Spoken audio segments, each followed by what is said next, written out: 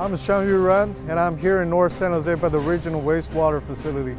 The Lao engines are working to provide clean water for South Bay residents, and there will be more about the story. The suspect hid inside this barrel for at least 5 minutes, and when he got out, he refused to drop his weapon, and that's when the police officers opened fire on him. More than 1 year has passed since the Coyote Creek overflowed its banks, and more than 150 families that fell victim to the flood filed a joint lawsuit against multiple city and county agencies. Shirakawa Elementary School held a gathering on Monday for the anniversary of the flood.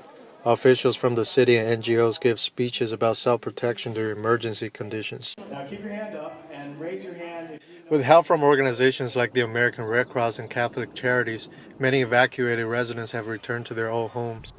But some houses are still under tarps 1 year after the flood, and the recovery process is slow and hard for some flood victims. It's really overwhelming for me. I suffer from depression and anxiety, so, everything's more pronounced. After witnessing her neighborhood being thrown into chaos, San Jose lawyer Amanda Haas is representing the flood victims, including her son's family, for the joint lawsuit.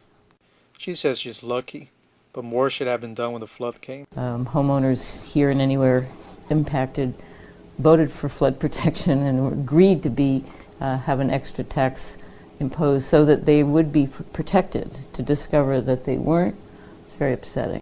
The Office of Emergency Management has made changes after the flood and wants the new Alert SCC system.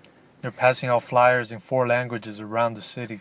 When we pass these out, it allows people to go on a phone app or on their computer and download this for free, completely. Let me stress, this is free. And we'd like everyone possible in the city to do exactly that. The future of the lawsuit and the displaced residents are still uncertain, but certainly much more communication is needed for the future. Live from the newsroom, Ruan, Update News. Just before 7 a.m., gunshots were heard in the area of East William and South 10th Street, where several apartment buildings with mainly San Jose State students are located. I woke up to 4 gunshots and I wasn't sure if there was a shooting, but there was people outside who were yelling, telling everybody to get cover. Police said that they responded to an apartment on a report of an armed home invasion. There had been a previous disturbance call at the same location at around 5:41 that morning. The individuals involved in the earlier disturbance were reported to be the same subjects that kicked in the door of an apartment, and they were armed, and one of them was armed with a handgun. When the officers arrived at the scene, they said the 2 men fled and the officers chased. One suspect, later identified as 18-year-old Ezequiel Flores, was followed to the roof of a nearby carport where the officers lost sight of him. Police said that he jumped down into the parking lot of the Cali Spartan restaurant. Once the officer got onto the roof, he saw Florence climb out of a 55-gallon drum full of used cooking oil.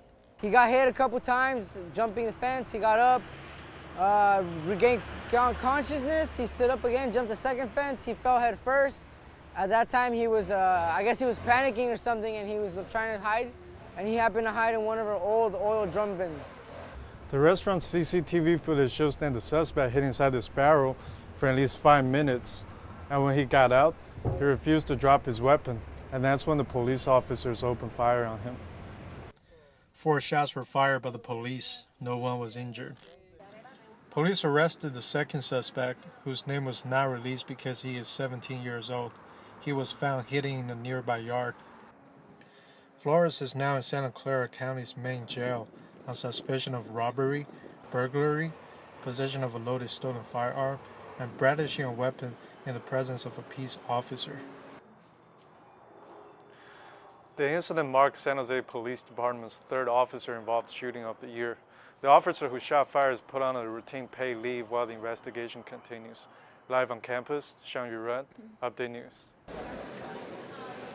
Spartan Shops is currently a $25.5 million operation and employs approximately 58 regular benefit employees. Spartan Shops also employs an estimated 900 students and temporary casual part-time employees. Spartan Shop workers were gathered last Friday for a Q&A session with the new company CEO. A lot of people feel frustrated and angry after the meeting but hardly anyone would speak up, worrying that they might lose their jobs once the new company takes over. They sort of kept going around in circles where they said, oh, we guarantee jobs, but maybe the new company may not guarantee it. So it was going back and forth with the CEO. There was no clear answer on that. And a lot of people walked away from that meeting basically feeling as if they're like, oh, we're getting fired. Joanna Marie Barragan has just been promoted as a leading student union's brick pizza. She also shares concerns with many of her coworkers. I don't know, I kind of feel like I'm losing my home in a way, because I thought that I'd be able to work here for my entire college career, but I don't know. There's rumors going around because people don't like change and people are concerned. Every single student employee that's working today has the ability to work tomorrow.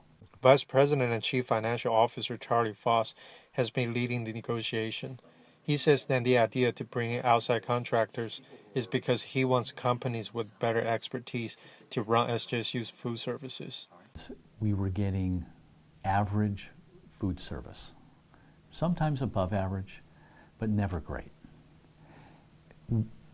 All of us want to be great. A credible source claims that Aramark is the company that is likely to win. Meanwhile, a protest has been organized for next week. I said it in print, and I have it on the Sammy app. All right, so I don't know what else people want me to do. I can get some blood out and write it down if you want. Reporting on campus, Ruan, Update News. San Jose State University, your source for what's happening with a fresh perspective on today's issues. You're watching Update News. Welcome to Update News. I'm Jelani Reyes. And I'm Ruan. The university-wide speaker series Insights is underway, and the first speaker drew a packed house. Former Secretary of State Condoleezza Rice has talked about her experience in office, but she was not the only one that has something to say about her role. Our reporter Salvador Maxwell has more on the protest than informed. California's strict gun laws have come under fire, especially with the recent shooting in the YouTube headquarters. Carrie-Ann Sudica is live on campus with more on this story. Carrie-Ann? Sean, you? Now we have Salvador Maxwell with us with Arts and Entertainment. Tell us more about the Hot Cheeto story. Well, this story has a very inspirational background.